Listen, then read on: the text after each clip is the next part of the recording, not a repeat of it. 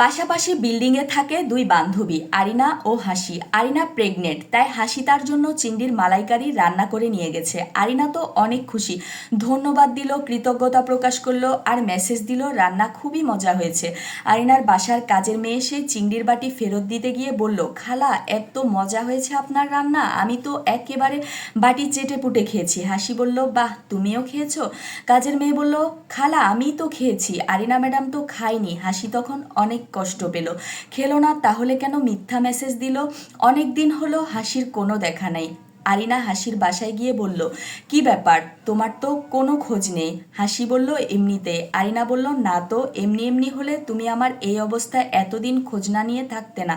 হাসি বলল, আরিনা আমি তো তোমাকে অনেক কাছের ভাবি, চিংড়ির মালাইকারি তুমি খাওনি, তবে কেন মিথ্যা বলেছ? আরিনা বলল, তোমাকে কে বলেছে? হাসি, তোমার বাসার খালা। আরিনা খালাকে ডেকে বলল, তোমাকে আমি চিংড়ির মালাইকারি হাতে দিয়ে কি বলেছি, পুরো কথাটা বলো। খালা বলল, আসলে ম্যাডামের চিংড়িতে অনেক অ্যালার্জি, তাই আপাতত ডাক্তার বলেছে এই অবস্থায় চিংড়ি মাছ না খেতে, আবার ফেরত দিলে আপনি কষ্ট পেতেন, তাই আমাকেই খেতে বলেছে। হাসি বলল, ওহো সরি, আসলে আমারই কনফার্ম হওয়া উচিত ছিল চিংড়ি তুমি খেতে পারবে কিনা। আরিনা হেসে বলল, আরে না না, তুমি কষ্ট করে রান্না করেছো এটাই অনেক, আমার এই সময় তুমি তো সবচেয়ে বেশি খেয়াল রাখছো। আরিনা খালাকে ডেকে বলল, দেখো খালা, কখনো কোনো ঘটনার অর্ধেক বর্ণনা করবে না, তাহলে পুরো ঘটনাটাই পাল্টে যায়।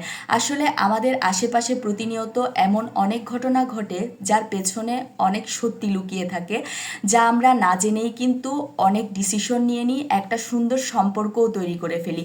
সেই জন্য আমাদেরকে সবসময় যে কোনো ঘটনার বিচার করার আগে, বিশ্লেষণ করার আগে পুরো ঘটনাটা জানা উচিত এবং পুরো ঘটনাটা জেনে বুঝে, সত্যিটা জেনে তারপরেই একটা সিদ্ধান্ত নেওয়া উচিত, কারণ এরকম ঘটনাগুলো হচ্ছে অর্ধেক সত্যি। আর এই অর্ধেক সত্যি ঘটনার জন্য কিন্তু প্রতিনিয়ত আমাদেরকে অনেক সম্পর্ক ভাঙতে হয় এবং সেই সম্পর্কগুলো নিয়ে কিন্তু অনেকটা সময় পস্তাতেও হয়। তো আপনাদের সঙ্গে কথা বলতে বলতে কিন্তু আমি আমার দুপুরের রান্নাটা করে নিয়েছি, যদিও এটা আমার আজকের রান্না না, এটা ছিল শুক্রবারের রান্নার ভিডিও। তো শুক্রবারে আমি রান্না করেছিলাম সাদা পোলাও আর খাসির মাংস। যেহেতু শুক্রবারে বাচ্চাদের ছুটির দিন, বাসায় সবাই মিলে একসাথে থাকি, সেই জন্য শুক্রবারে একটু মজার মজার রান্না করে সবাই মিলে খেতে কিন্তু অনেক ভালো লাগে। তো আমি খাসির মাংসটাকে প্রথমে অনেক সময় মেরিনেট করে রেখে দিয়েছিলাম, তারপরে আবার কড়াইতে সরিষার তেল দিয়ে গরম মশলা আর পেঁয়াজ বাদামি মতো করে ভেজে মাখানো মাংসটাকে দিয়ে অনেকটা সময় কষিয়ে কষিয়ে রান্না করে নিয়েছিলাম। তারপরে বেশ কিছুটা কষানোর পানি দিয়ে দিয়েছি আবারও। তো কষানোর পানিটা যখন অর্ধেক পরিমাণে কমে এসেছে, তখন আমি কেটে রাখা 2-3টা আলু এর মধ্যে দিয়ে দিলাম। আসলে আলু খেতে আমার বাচ্চারা অনেক বেশি পছন্দ করে, তাই আমি সব সময় মাংস রান্নার সময় 2-3টা আলু দেওয়ার ট্রাই করি, আর মাংসের আলু খেতে আমারও খুব ভালো লাগে।